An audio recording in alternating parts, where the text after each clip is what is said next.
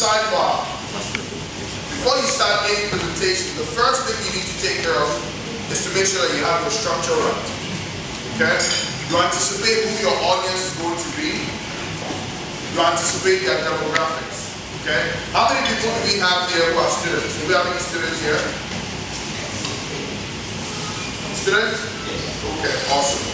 Do we have any people in the corporate world here? Anybody working for any sort of organization? Okay, so we have some corporate people here. Do we have any national service people here? Okay, great, great. Now, do we have anybody here who plans on running their own business? Interesting.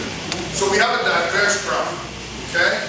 So, what is presentation effective for? I'm going to talk about presentation as effective for what a student trying to project in class. For somebody in the corporate world who's going to be possibly presenting to either their boss, the board, or to their subordinates to get a point across. We're going to talk about how national service folks are going to use presentation techniques to present their CVs when they present themselves looking for a job. And eventually we're going to talk about how, I'm sure some of the ones who are starting businesses, your startups, right?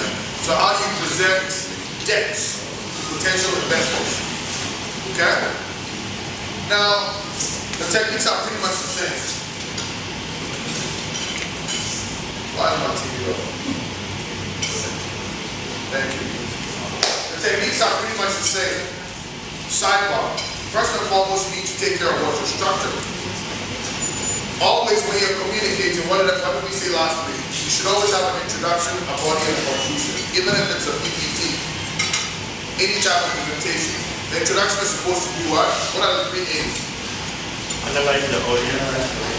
Analyze your audience. You need to always anticipate what's going to. You need to assure them that it's something they want to listen to. So in your introduction, you need to make sure that they're comfortable or they get the message. Okay? And then what's the last name? Attention, Robert. You need to make sure that you use the appropriate tags, pictures, or whatever it is you're going to use in the structure to grab their attention so they want to continue. Then in the body, you have the meat, the building blocks, the basics, the bricks to get your point across. Bullet points always help. And then your conclusion should always be what? Have a clear message and carry out and what they need to take home with them after they listen to it. Okay? So now that we have that down pat, everybody gets structure, right? Beautiful. Now let's move into the eye. You have to interact with your audience. What did I do before I started this presentation? I started working around the room, saying hello to everybody. What that does is it builds an interaction with your audience. The last thing you want to do is alienate your audience. Because if your audience cannot connect to you, chances are you're not listening to you. So always ensure that you're interacting with your audience. And you interact with them based on what your analysis of your audience. So you interact with students differently, you may interact with people in the corporate world differently. Students may look at you like, okay, he's probably working, he knows what he's talking about. Those in the corporate world may be looking at you like, what does he have to offer? I've been working this for a while. You may have somebody who's in business say, doesn't really apply to me. So you need to engage with them each and ensure that they all feel like they're a part of it. If you come with a pre-defined message, what's going to happen? And your audience is not what you anticipated, chances are you can fail. And so we talked about adaptability, right? Always giving room to adapt based on who your audience is. Okay? Then we go to D, which is what? After you interact with your audience, you deliver your presentation, effectively. Now, like I started, what did I start with before you guys went to a break? What did I start? What did I say? That you should take over. Presentations are not what? PowerPoint. What is PowerPoint? What is Present? What is Keynote? What are the flip charts? They are basically what? Visual aids. All they do is what? Support your actual presentation. But let's talk about real presentation techniques. First and foremost, we all know that communication is broken to what? Vocal cues and non-verbal cues. So you need to, just as much as you need to get your verbal cues right, you need to get your what? Non-verbal cues right. Body language. presenting to an audience in a space this big, with your hands in your pocket, looking down. You're not going to engage them. Okay, your body language has to be right. You need to project yourself. You need to show what? Confidence. Okay? Then you also need to learn how to vary your vocals.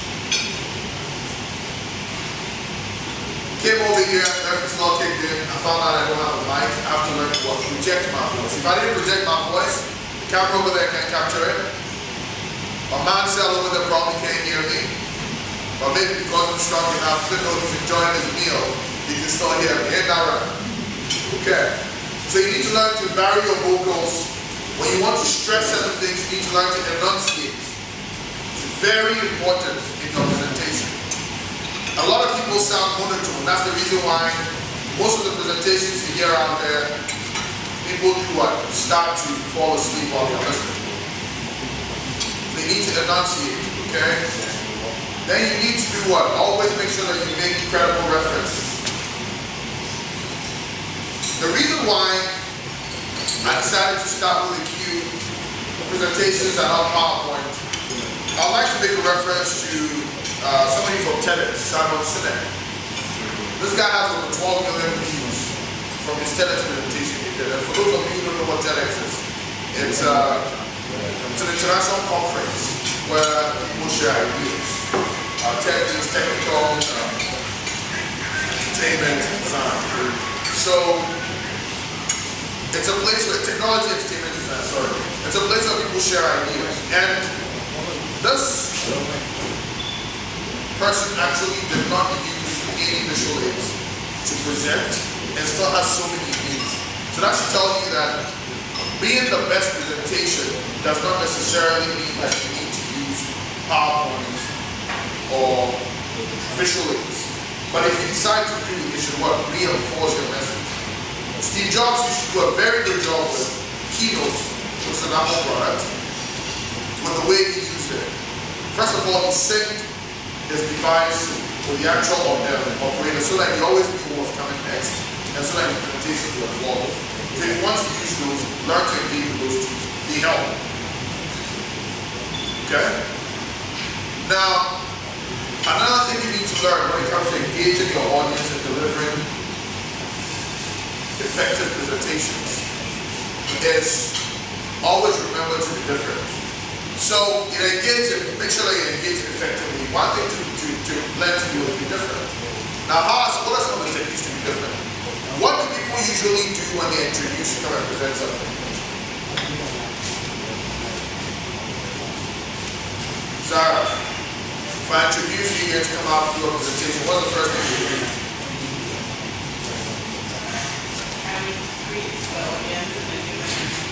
You greet the audience and give them your name, okay? What about you, Hannah?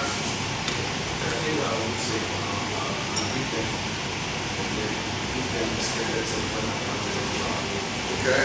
For you, what do you do? I'd probably introduce myself and just talk about the topic. Okay. A lot of people usually thank the person who introduced them. But everything that you just mentioned is what most people will do because that's what is expected. And that's why you have to be different. Because you know what? The moment you introduce, your audience is already expected it. So they kind of jump right into it. Now, in James Hume's book, which I recommend that you all read, he talks about some of the greatest orators of all time, leaders, and some of their techniques that were, I'm sorry? Humes, it's stand like Lincoln, speak like Churchill. And he talks about some of the greatest leaders of all time who are also great orators and some of their techniques. So he talks about how Lincoln always used to wear the long hat, make himself look tall in front of people. Whereas in Churchill, he talks about a different number of other great presidents and great leaders. Now there was one technique he talked about where sometimes when you walk up in front of the audience, and then for the first maybe 10 seconds you won't say anything. Just stare at them. Everybody will be quiet. Then they start watching you like, what's going on? And then you start. At that moment you have your attention. You always try to start different, do something that you don't expect. When you do that, you're totally engaged with it. When you come in and you start the whole report that you already expect, then by the time that you're actually ready to start, you've already looked away. And you have a very short window to grab the attention of your audience. When you lose that window, it's really hard to get started.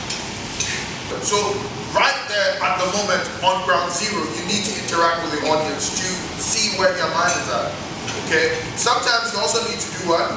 What was one of the techniques we learned when we're doing mastering your nervousness?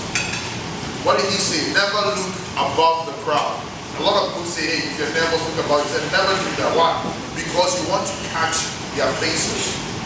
You want to have a glimpse of their faces and their gestures as they listen to you. So at any point in time, if you're talking about something that your audience is more interested about, you know you have to do what? You need to stress on it. If they see that like they're getting bored, you know it's probably a topic that does not interest them. If they seem like they're getting offended, you quickly do damage control. But you always need to scan the room and analyze your audience to understand their needs. And after you understand their needs, what do? You respond effectively. You respond effectively, you can ask questions, you can interact, you can make sure that you got it right. If you didn't, you reinforce. Okay? So that's the sidebar of mastery presentations.